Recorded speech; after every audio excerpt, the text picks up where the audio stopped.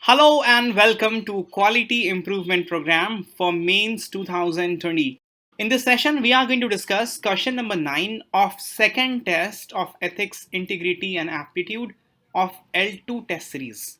The question in hand is little long one. We will read the question part by part when we will be looking at the solution. This question is based on environmental ethics, and environmental ethics is one very important topic. If you look at the syllabus, in the first part of the syllabus, under the section of ethics and human interface, you will find a topic, dimensions of ethics.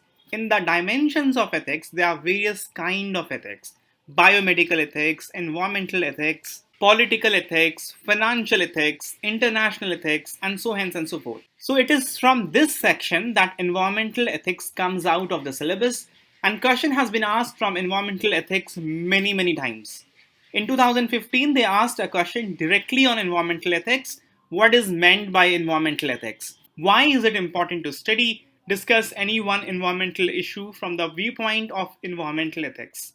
Then in 2018, they asked students to frame a policy for sustainable development, and that was also based on environmental ethics.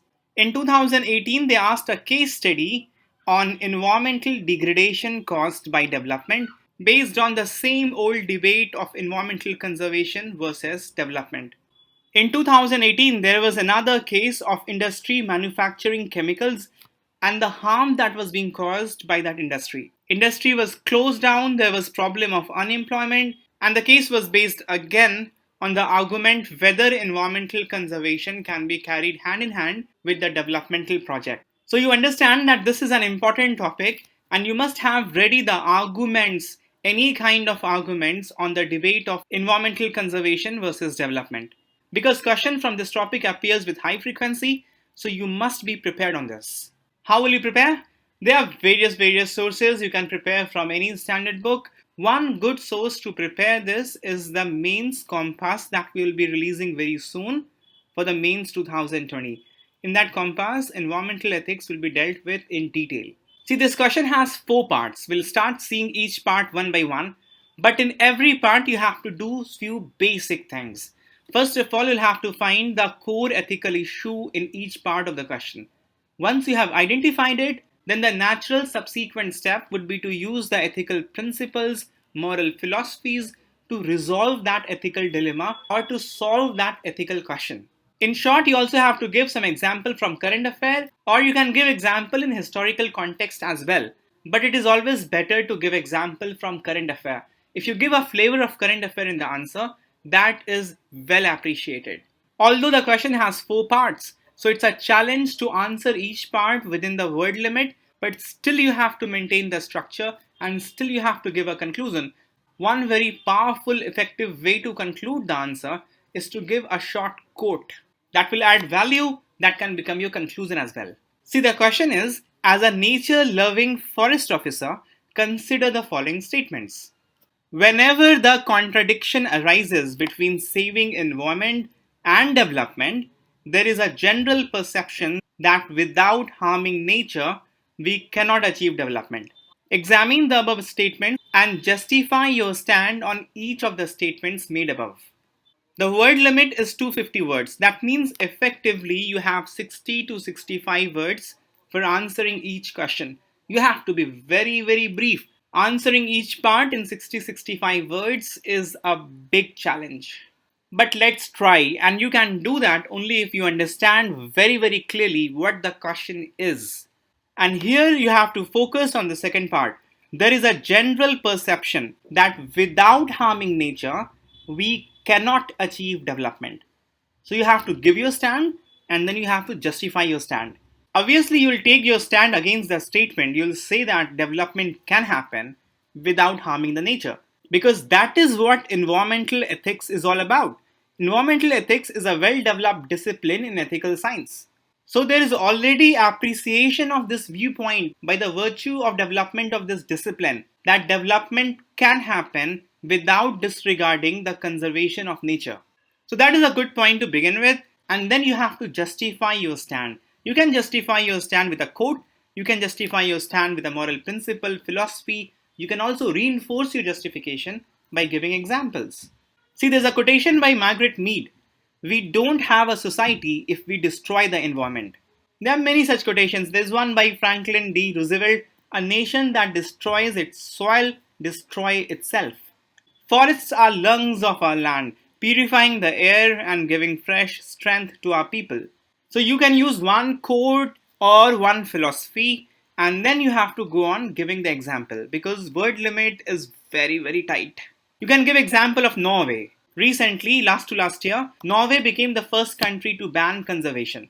Norway, if you know, is a nation that is among the top rankers in most of the socio-economic global indices. Norway is a developed nation. So if Norway can ban deforestation, then development can be carried out without harming the environment. Bhutan tops global happiness index. And conservation of environment is one of the four pillars of Bhutan's gross national happiness philosophy. It is mandated by the constitution of Bhutan to preserve 60% of its land under forest cover. Although Bhutan has its own problem, it's not a very highly financially developed nation, but it's a happy nation. And there is not one perspective to look at human development. There is a difference between utilization and exploitation of the environment for sustaining high growth. Then, in conclusion, you can again use a quote by Gandhiji: "There is enough on earth for everybody's need, but not enough for everybody's greed." See, quotations comes very handy in answer writing. You must have a list of quotation in your hand for different subtopics of the syllabus. So that question comes from anywhere. Question comes from attitude, it comes from emotional intelligence, it comes from human values, it comes from virtues, it comes from probity, it comes from governance section. From wherever it comes, you have ready-made quotes. It comes very, very handy in writing the answer, especially in writing the introduction and the conclusion. Second part of the question is, when the number of people that do not care for the environment is large, a small minority having care and love for nature cannot save it alone. What is your stand on this? See, there are two things here.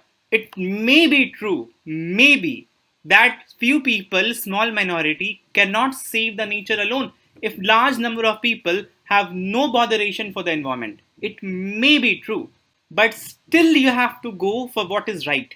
Still you have to follow your conscience. Still you must base your action on virtue-based ethics.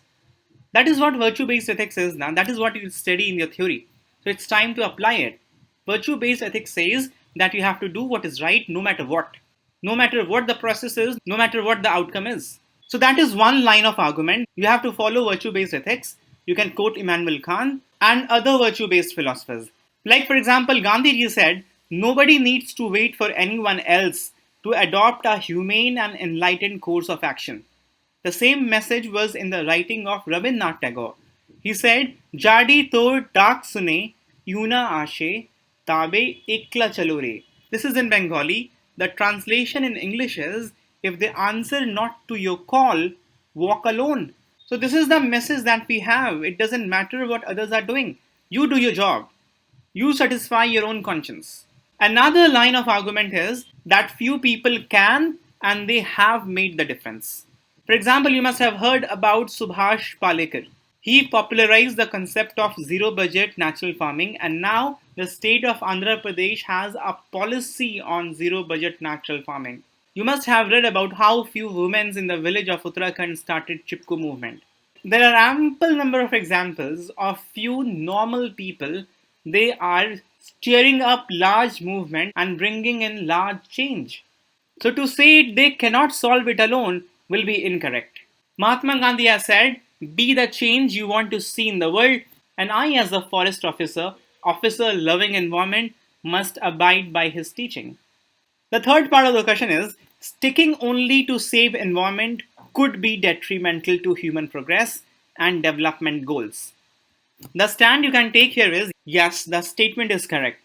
Sticking only to save environment could be detrimental. No doubt about that. And nobody is saying that we have to stick only to environment. Because we have our problems. Around 22% people in India are below poverty line.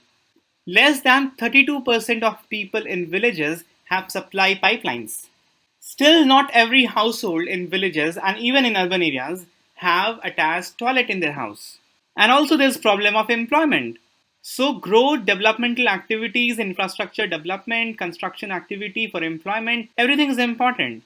So we are talking about sustainable development, where economics, environment, and society, they all are taken care of.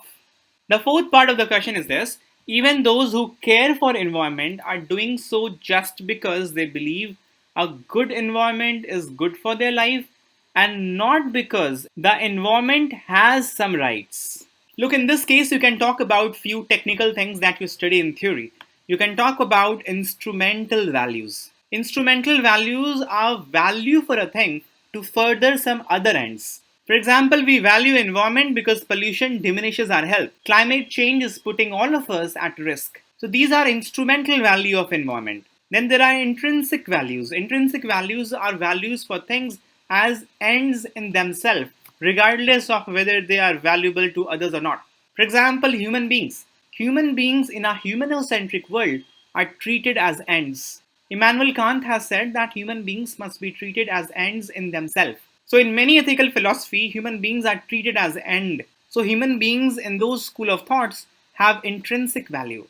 But that intrinsic value has not been given to environment equally. Although the concept of biocentrism is evolving, but it has not evolved to that stage that environment and every being in the environment is considered as par with human beings with their own rights. Majority of the time, we have the concept of humanocentrism, but the concept of biocentrism is developing, and it's developing as one of the branch of environmental ethics.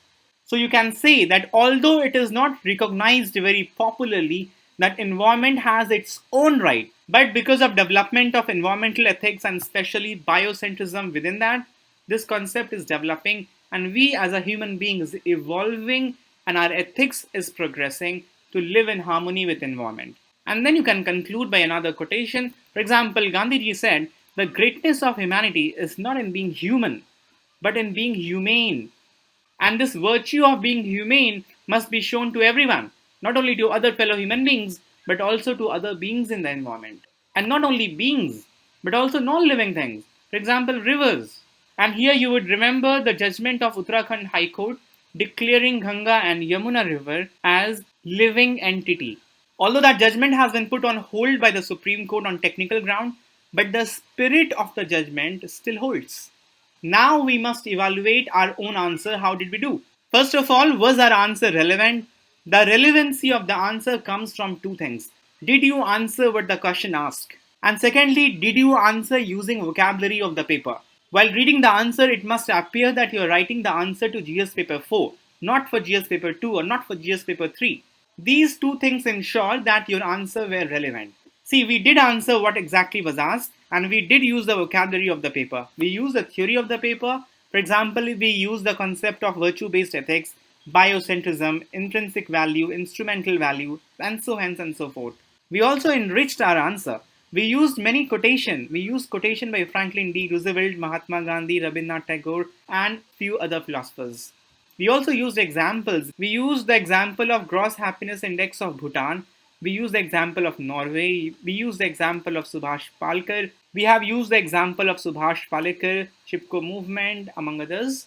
So the content of our answer was also fairly rich. Then comes the structure and the word limits. Since the question was already divided into four parts, there will be not much problem of structure because we used short sentences and wrote the answer in point format. I didn't face any problem for grammar or language because I used MS Word. But you have to be careful when you are writing the answer. Since I gave you multiple options to choose from for the examples and for the quotations, so overall if you see, obviously word limit will not be reached. But if you trim down on the number of examples and the number of quotations, then we will be within the word limit.